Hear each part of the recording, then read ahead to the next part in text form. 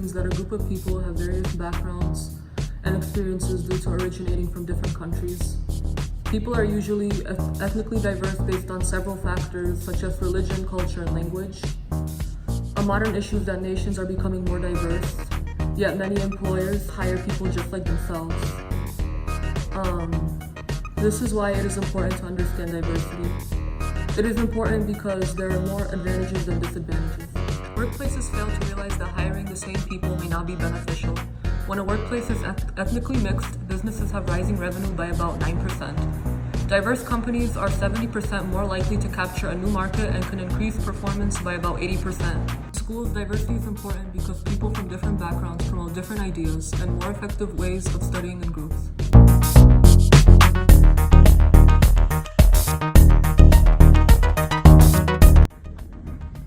Students may feel intimidated to apply to the School of Engineering. However, diversity in this field is important, and educators must change the societal approach to diversity even though people are not fond of change. One way to attract more students in the School of Engineering is to educate students at a younger age. Since education helps decrease negative feelings toward other topics or other groups of people, an idea could be that students in high school are required to at least take one engineering course in order to graduate. So another way that we can attract students to the School of Engineering is to host events, which is something very popular and very successful to bring in more people in, especially of all cultures and races. So for events, the School of Engineering can do things such as fairs, and in these fairs they'll have different stations or different tents with different engineering majors such as civil or computer science and biomedical. And in those stations there's going to be some activities where the guests are going to be able to try some fun games or some fun activities so that they can get hands-on experience with the career, and it's something that can be very fun to attract more people. So also we can do social gatherings such as parties or meetings, and this can be done at a library, and in the library they can have books that you can read on the engineering majors, and there can be presentations just like the guest speakers in our class.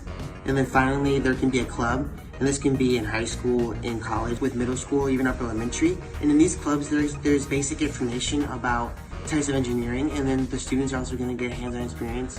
Like they can make their own bridges with sticks, or they can make a giant tower out of tape and sticks, which is something that I also did in school.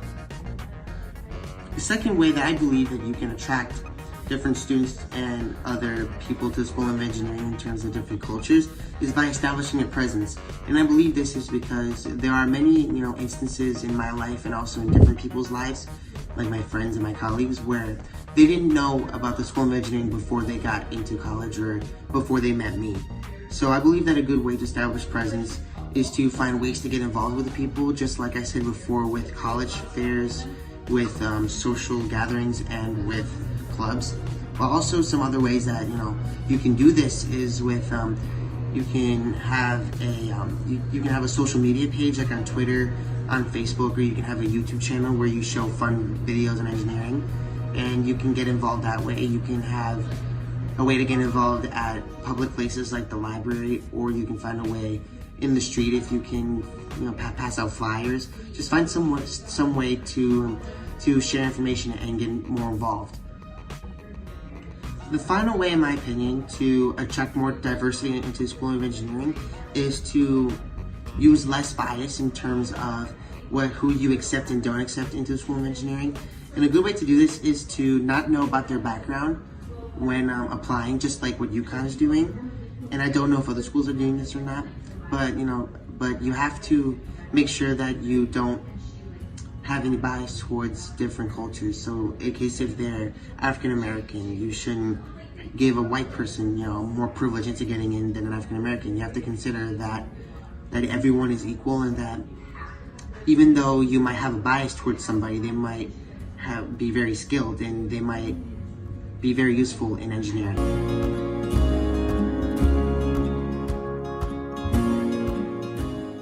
In terms of retaining and attaining employees in the workplace, there are plenty of things that you can do. and it can be divided into different sections. The first section that I'm going to talk about is with interviews. And interviews are very important because that's when you're going to meet your future employees and you're going to figure out about their life and their lifestyle. And throughout this interview, you're going to learn a lot about them, so you want to try to remove any unconscious bias that you have about them. And a way that you can do that is by having blind interviews, where you would set up an interview and you would not know about their gender, their race, or their religion. And also, you don't see each other, so you're behind a wall or behind a curtain, and the other person is going to have voice changing software, so you can't tell if it's a boy or a girl.